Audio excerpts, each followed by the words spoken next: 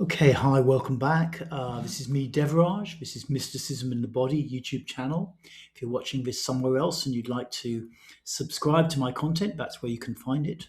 And this is like episode 4 of Liber, the Book of the Law. Going to be continuing along from where I left off last time, at the end of verse 14. That was a good place to leave off because if you start to read verse 15, now ye shall know that the chosen priest, there's this sense, now ye shall know. It's kind of shifting tone a little bit, like something new is starting, as we'll see. So just to briefly recap what's been going on so far, essentially, these first 14 verses of Liber, what they're doing when you read them, it's rather like, Nuit, Nu, the Egyptian star goddess. She's going into your brain, going into your mind, and she's trying to change things basically on quite a really very deep level. She's actually trying to kind of take you back to the first year of your life and recalibrate how you see yourself and how you see existence. Right from the beginning, Had, the manifestation of Nuit, and then Be thou Hadit, my secret center. The Habs is in the who, not the who in the Habs. These phrases, what they're pointing to is this idea that you're kind of born as like a little point of awareness, experiencing this immense, mysterious world, and there's no duality. You haven't been partitioned yet. You don't know what is you and what is not you when you are born, in the first few months or the first year we spend in this kind of a bliss state in a way, where we don't have a sense of self.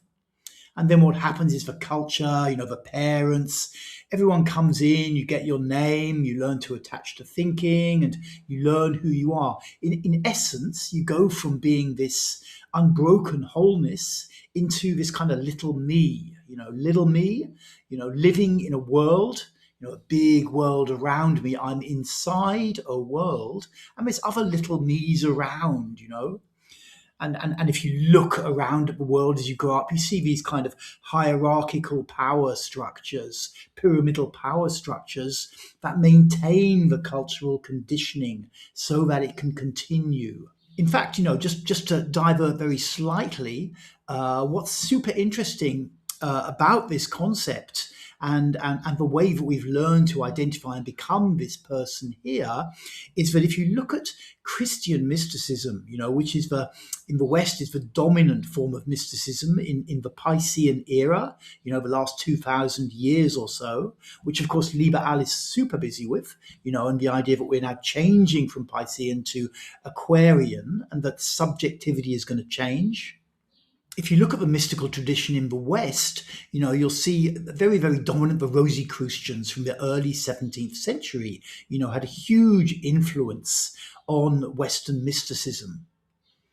And then the core concept there is, it's okay to be the little me. It's okay to be a person surrounded by other people living inside a big world that is not you. And the thing to do is to open the heart. That's the focus. The Rosicrucian tradition from the Fama Fraternitatis, early 1600s, created a huge furore when it came out. Also a relatively short text, a little bit longer than Liber. It traces back, if you understand some of the symbolism, to Jesus. It's like the mystical wing of Christianity. And it's saying it's okay to be little me, but open your heart so that you can experience love for the other people around you. And this kind of mindset, it's not just the West, but it has been dominated through the whole Piscean era.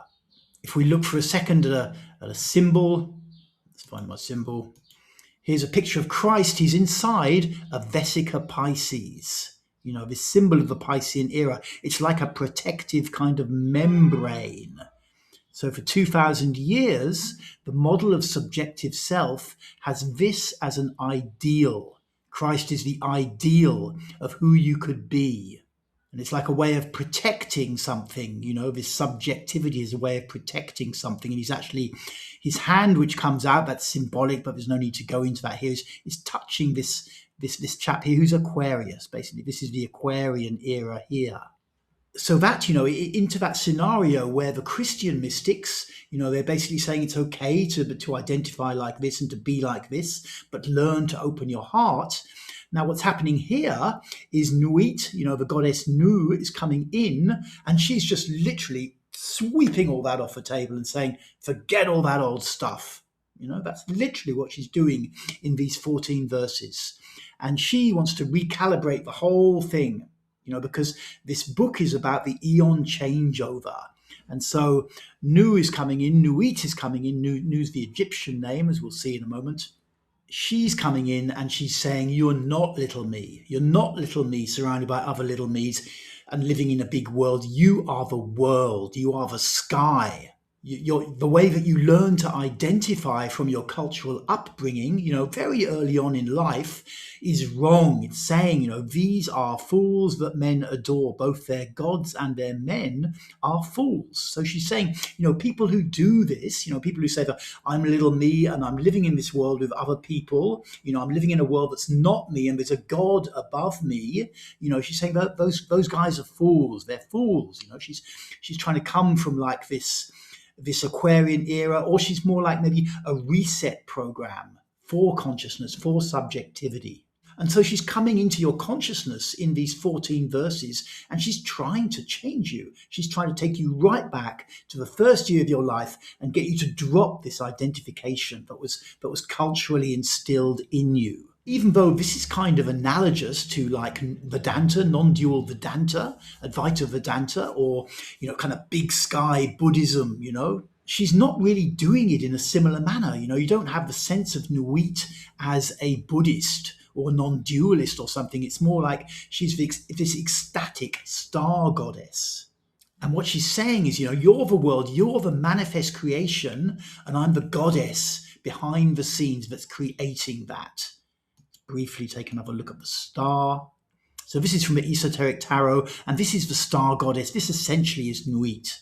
So she's like the noumena, if you're familiar with the Kantian concept, and you are the phenomena, and she's the noumena. And this is the relationship here. I am above you and in you. My ecstasy is in yours. So that's where we got to, these 14 verses that are really trying to get inside of you and churn you up and change you. And then we continue, verse 15. Now ye shall know that the chosen priest and apostle of infinite space is the prince priest, the beast, and in his woman called the Scarlet Woman is all power given. So the whole tone has kind of changed here. We've gone from she bends in ecstasy to kiss the secret ardors of Hadit to now ye shall know, this kind of more, kind of almost medieval kind of voice. And so the narrator here is introducing two new characters, and they're kind of like gods of the underclass in a sense. Prince, priest, the beast, you'd like to be the beast, like something out of Revelation.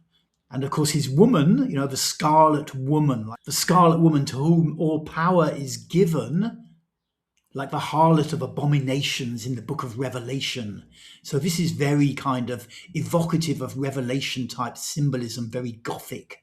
These characters kind of coming out of the underclass, out of the underworld. So we've really gone from saying you are the universe, you are completely transcendent, that's your identity, to talking about, that's kind of now become a kind of new religious perspective in some way. And then there's this prince, priest, the beast, and his woman, the Scarlet Woman, these kind of exciting, very Gothic characters who are going to come along and lead this religion. They shall gather my children into their fold. They shall bring the glory of the stars into the hearts of men. So the glory of the stars, again, we're back with the star goddess, this transcendent force behind the phenomenal world. For he is ever a sun and she a moon. So talking about the beast and the Scarlet Woman, but to him is the winged secret flame, and to her the stooping starlight. So that's a reference again to this steely 666, Here she is, star goddess, Nuit here, and here is Hadit, this winged center. But ye are not so chosen. It's kind of talking to, I think, the person reading and saying, you're going to have to work for it, A couple of these guys are just going to kind of get it, but you're going to have to work for it. Burn upon their brows, O splendorous serpent. Sounds like some kind of, kundalini, this idea of a developmental energy inside of the body that comes up and it's going to sort of get on their ass and get them to develop. O azure-lidded woman, bend upon them again, this form of new pushing into you. That's what she's doing here in the first 14 verses. The key of the rituals is in the secret word which I have given unto him. So there's a kind of reference there, I don't fully understand it at all, but it's a reference to, that there's certain kind of rituals, practices, or things that you can go through in some way, to transform yourself from little me, this conditioned self and this conditioned state of identification into being the child of the star goddess. With the god and the adorer, I am nothing. So this is referring to the old religion. This is referring to the existing religion, particularly whether it's Christianity or Islam. I am nothing. They do not see me. They don't see the star goddess because they're too busy being little me and looking up at their god. They are as upon the earth, I am heaven, and there is no other god than me and my Lord Hadith. So again, reinforcing that, they're just in this kind of lower realm, basically, of compressed, culturally imposed identification. And I'm in this transcendent space, that you truly are. And that's the deeper reality. That's the non-dual reality. Now, therefore, I am known to ye by my name Nuit, and to him by a secret name which I will give him when at last he knoweth me. So, when you can break this state of identification that was imposed upon you and become the space, when you break through, then you will know. And you will know the secret name when you do that. Since I am infinite space and the infinite stars thereof, do ye also thus. Bind nothing. So this is another key, this is kind of Buddhist, attached to nothing. Neti, not this, not that. Don't attach to the thoughts. Let there be no difference made among you between any one thing and any other thing, for thereby cometh hurt. So this, again, is super Buddhist kind of thing. Don't get in this thing where you're worshiping God, but you're avoiding a kind of sewer or something. Don't attach in this way. Don't make this positive, negative kind of thing. All of these things are essentially the same. That's what she's saying. But whoso availeth in this, let him be the chief of all. So I think this line 23, what it's saying is, if you get there, you are the chief of all, because you are, you're kind of identified with the God state.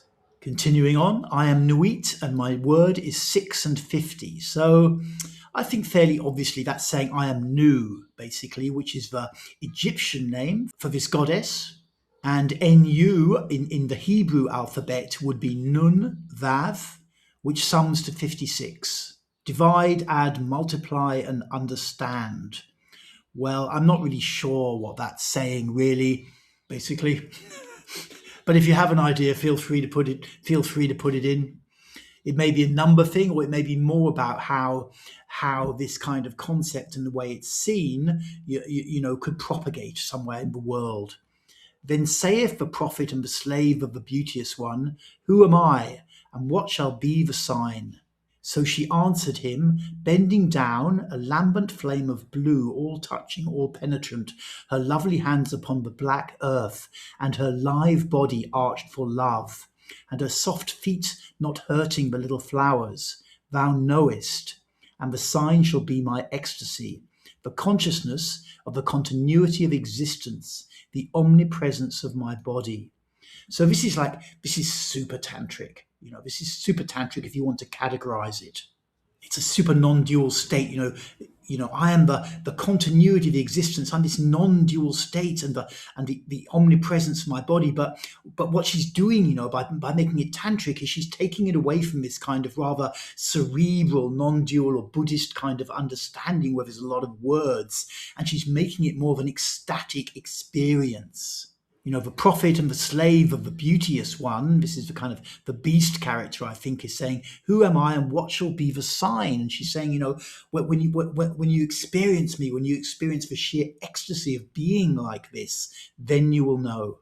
Continuing on, let's just do one more verse. Then the priest answered and said unto the queen of space, kissing her lovely brows, and the dew of her light bathing his whole body in a sweet-smelling perfume of sweat, O Nuit, continuous one of heaven, let it be ever thus, that men speak not of thee as one, but as none, and let them speak not of thee at all, since thou art continuous. So the priest is saying, he's trying to say, I get it, I get it what you are. You're so omnipresent and so ecstatic, trying to put you into a category, put you into a box is destructive. Okay, so that's about as far as I think I will go, about as far as I feel confident to go. So we have the first 14 verses when she's really trying to get inside your mind and totally rearrange the whole way you're seeing yourself and the world. And then it comes back to a bit more kind of practical, kind of coming back into this little me perspective and talking to you as you are there, but still keeping this kind of, divine tantric element going. Cool. So thank you so much for tuning in, and I hope this presentation has been useful to you. Feel free to subscribe to this channel, and I'll see you again soon for more mysticism in the body. Thank you.